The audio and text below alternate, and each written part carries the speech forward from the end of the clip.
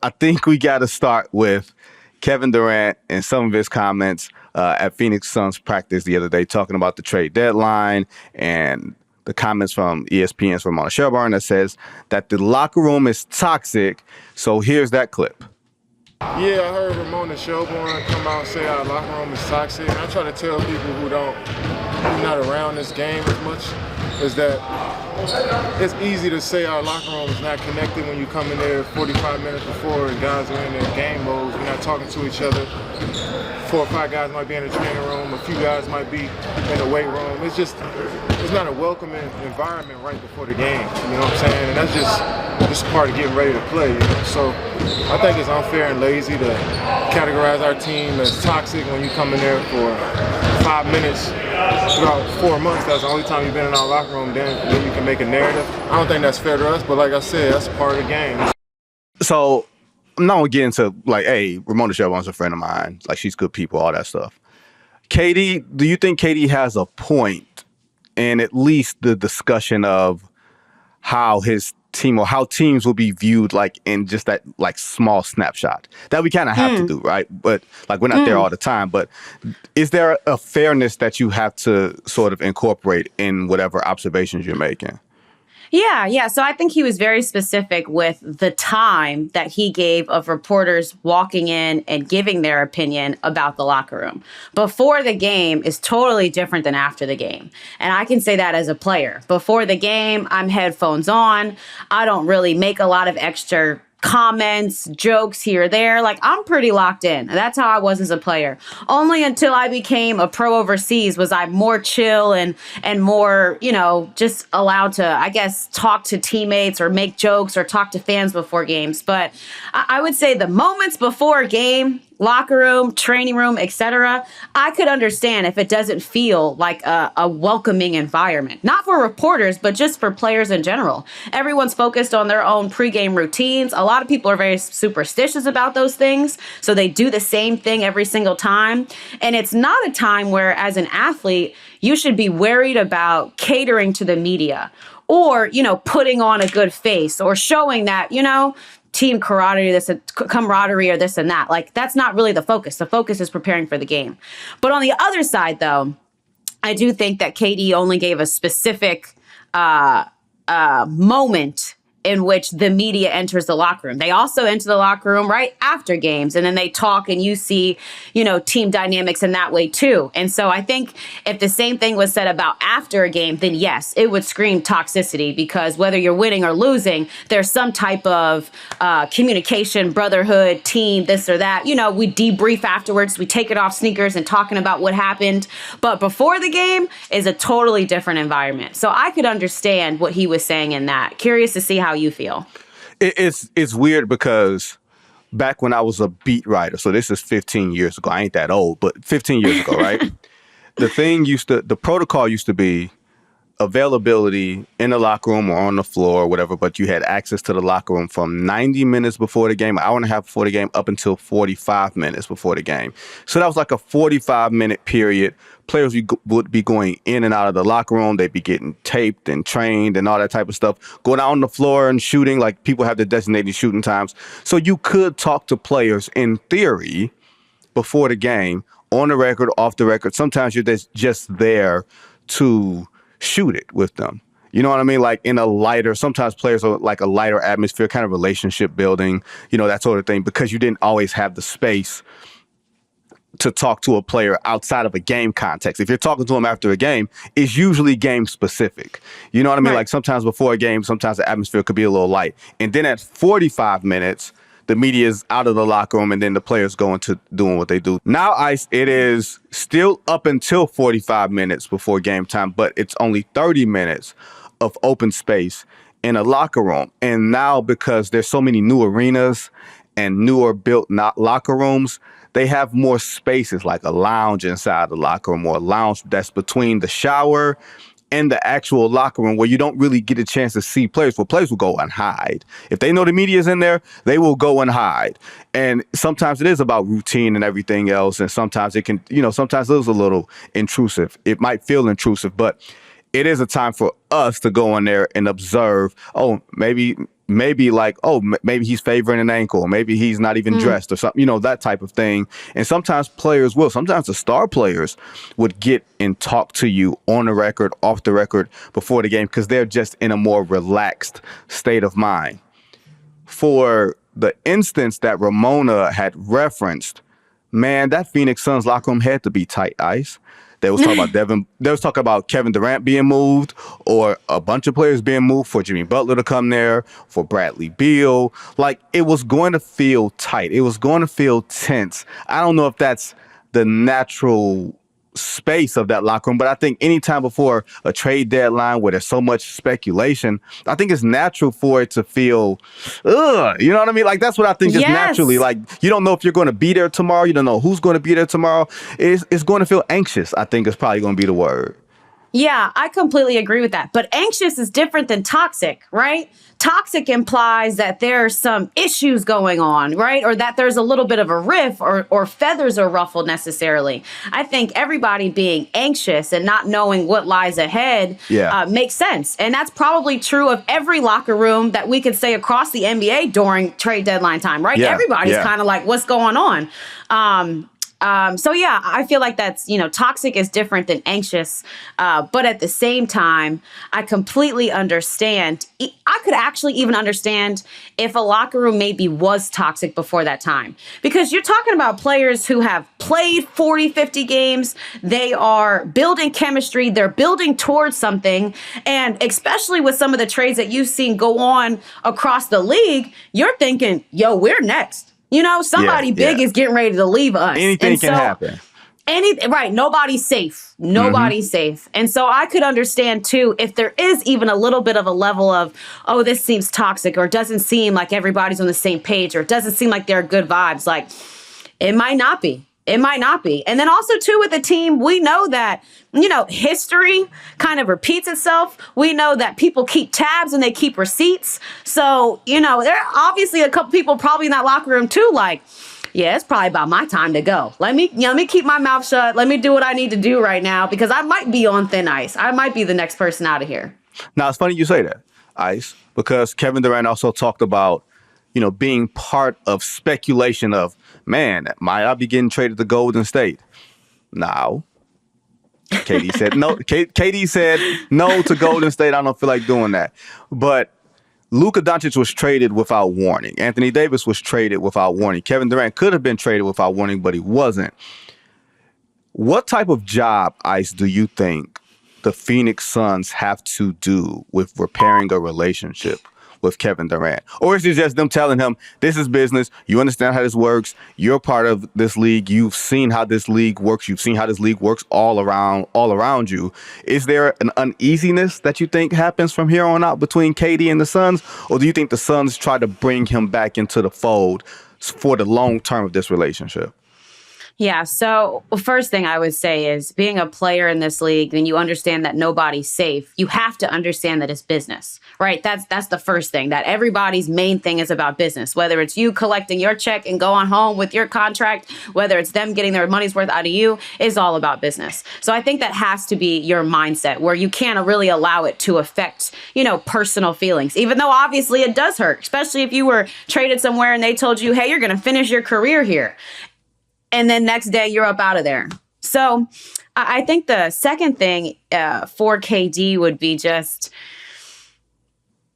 and we've seen him in the past get a little emotional with fans. And, he's a guy who likes to clap back. Yes, he does. Yeah, he's a guy who likes to clap back, which makes it more interesting that it was him. I think that they definitely try to ease tensions. But I think just at the end of the day, you understand it's business. It's going to happen. If they don't feel like this is the best thing right now, and they know that they have the rights to send you wherever you want to go, I think Dennis Schroeder said it when it was like, it's modern day slavery, basically. I think that's a bit extra, Ice. I think that's a wee bit extra. We can't say the S word or were talking about millions of dollars. No, I get what you're saying. I get the larger point. I hear you. Yeah, the larger point is you don't have a choice. You know, you make all this money, you bring in all this money, you bring in all this recognition, this and that, a player who can get you to finals, and you don't have a choice. At the end of the day, you know, sometimes you don't have a choice in where you go or what you do. You're out of here. Luka bought a home in Dallas and was in LA the next day. Like, you don't have a choice. Okay, put it like this. And I agree with you. I would generally say there's maybe 3 guys that you just can't trade in the league. I would say probably 3. Okay. The fat dude in Denver, and I say that affectionately, Nikola Jokic. The probable MVP, Shai Gilgeous-Alexander. Okay, 4.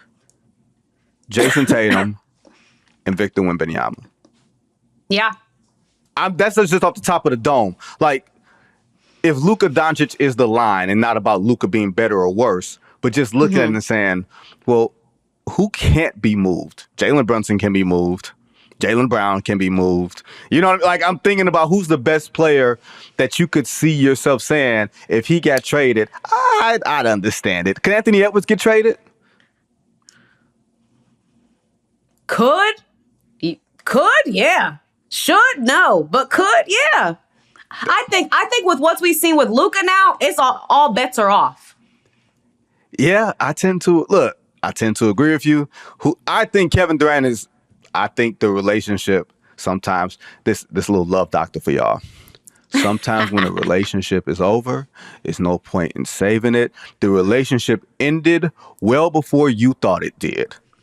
That's one thing that I can tell you I learned. Some people quiet quit on you. And it feels like the Phoenix Suns have quiet quit on Kevin Durant. And y'all know what a quiet quit is? It's one of those things where the text messages aren't returned as quickly, or the body language isn't as warm and welcoming. And then you look around, like nothing subversive is happening. It's not like, you see her. It's not like you see her on a date with somebody else. Ain't like she hanging out with a sneaky link or nothing. You know what I mean? Or your guy hanging out with a sneaky link. It's just a lack of investment in you and this. And that's what this feels like for Kevin Durant, a quiet quit from the Phoenix Suns. Now, Ice, Breanna Stewart got blanked. I saw that on Twitter because I was like all in some other stuff Saturday night. I need you to explain that to me because I don't see how someone that good gets blanked. Yeah. First of all, shout out to Aaliyah Edwards, is the one that beat her, I believe, 12-0. And Aaliyah Edwards, funny enough, a UConn grad. She playing at UConn a year ago. Meanwhile, obviously, Stewie is, one of the best legends that you could name. So that was also interesting to me, just the matchup. But to be quite honest, when I was looking at it, I just don't think Stewie was playing all-out defense. And here's the thing about one-on-one.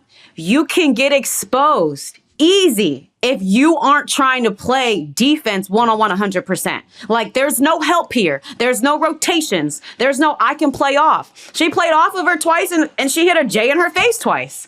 So I thought it was, I didn't think that Stewie's defense was anywhere near what I've seen her play 5-on-5, knowing she has help built in behind her. But on the other side, Aaliyah Edwards took advantage of having the ball and didn't miss. Like, she played a very good game of one-on-one and capitalized. I think another person that's always fun to watch is Skylar Diggins-Smith. And she won 11-3 against De'Arica Hamby. It's also fun, too, when you have these guard and post matchups, because I feel like it's all about who scores first, and it's make and take it. So who scores first, who can find the advantage first and go from there. But, yeah, I tell you what, I just love the format of this. I love that you can watch players play one-on-one. I believe that everybody's taking it seriously and trying to have bragging rights at the end of the day. But also the matchups that they have aren't just, role specific. Yes, Stewie was also guarding a 4 as Aaliyah Edwards, so those are the same. But seeing Skylar Diggins, who's a point guard, beat De'Arica Hamby, who's one of the best 5 players in the league, is interesting to see. Even Rickea Jackson, who's going to be in her second year of WNBA, beating Jackie Young.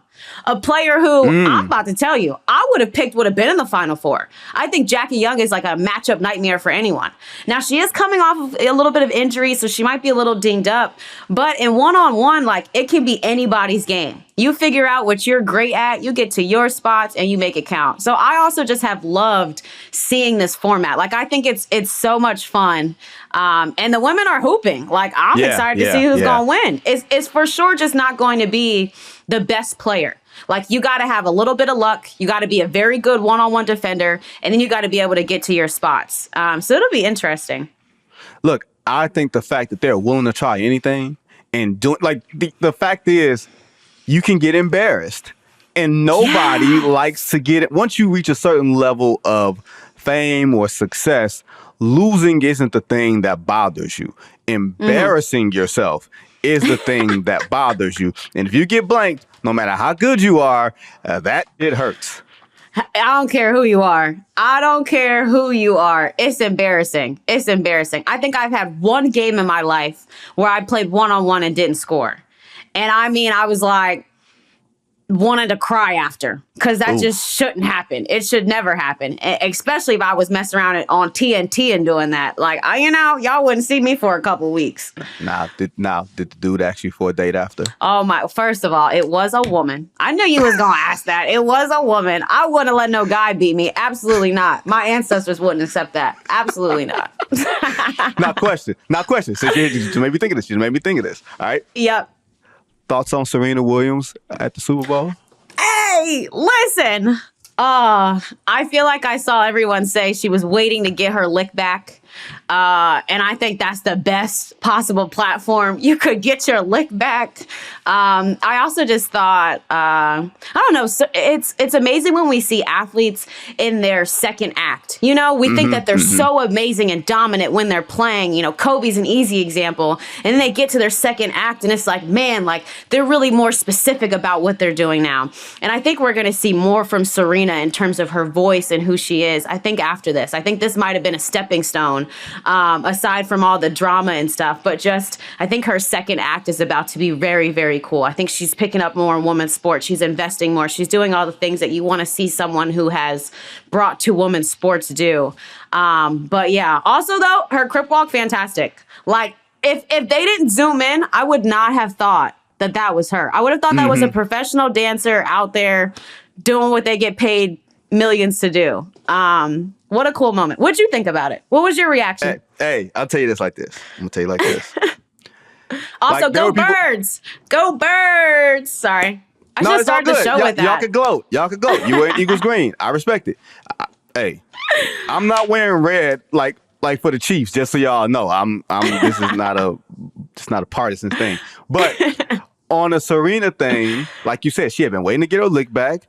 Old buddy had been talking about her and her husband for a long time. So if you're going to get your lick back, you get it back on the Super Bowl. This has nothing to do with, Drake is my ex and I'm thinking about him. That ain't got nothing to do with Jack. That was you talking about me, you talking about my man. I'm going to sit up here and dance on your ass.